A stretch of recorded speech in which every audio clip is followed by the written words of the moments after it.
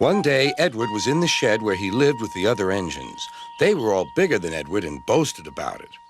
"The driver won't choose you again," said Gordon. "He wants strong engines like us."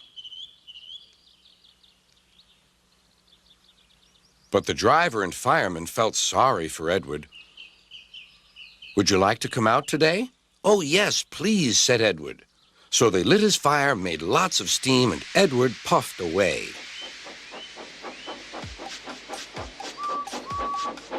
The other engines were very cross at being left behind.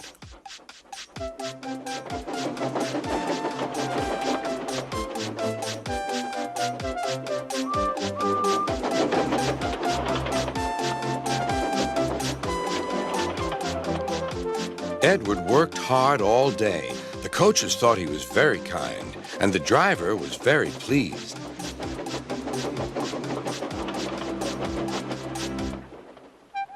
"I'm going out again tomorrow," Edward told the other engines that night.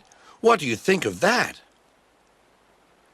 But he didn't hear what they thought, for he was so tired and happy that he fell asleep at once. Next morning, Edward woke up to find nothing had changed. Gordon was still boasting. "You watch me, little Edward, as I rush through with the express. That will be a splendid sight for you. Goodbye, little Edward. Look out for me this afternoon."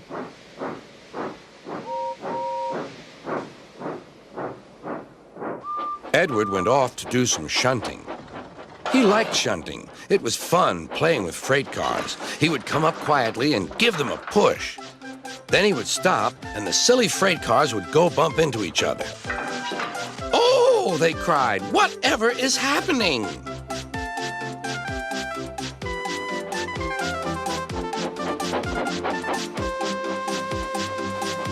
Edward played till there were no more freight cars. Then he stopped to rest. Presently, he heard a whistle. Gordon was cross. Instead of nice shining coaches, he was pulling a dirty freight train. "A freight train, a freight train, a freight train," he grumbled.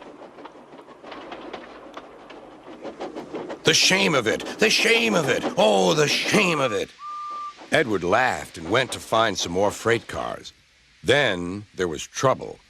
"Gordon can't get up the hill," the porter called to Edward's driver. "Will you take Edward and push him, please?" They found Gordon halfway up and very cross. His driver and fireman were talking to him severely. "You're not trying."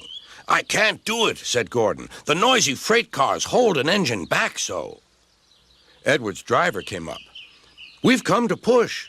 "No use at all," said Gordon. "You wait and see," replied Edward's driver. They brought the train back to the bottom of the hill.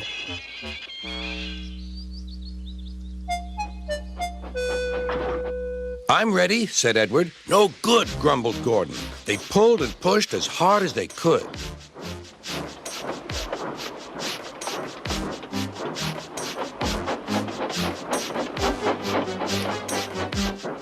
"I can't do it! I can't do it! I can't do it!" puffed Gordon. "I will do it! I will do it! I will do it!" puffed Edward.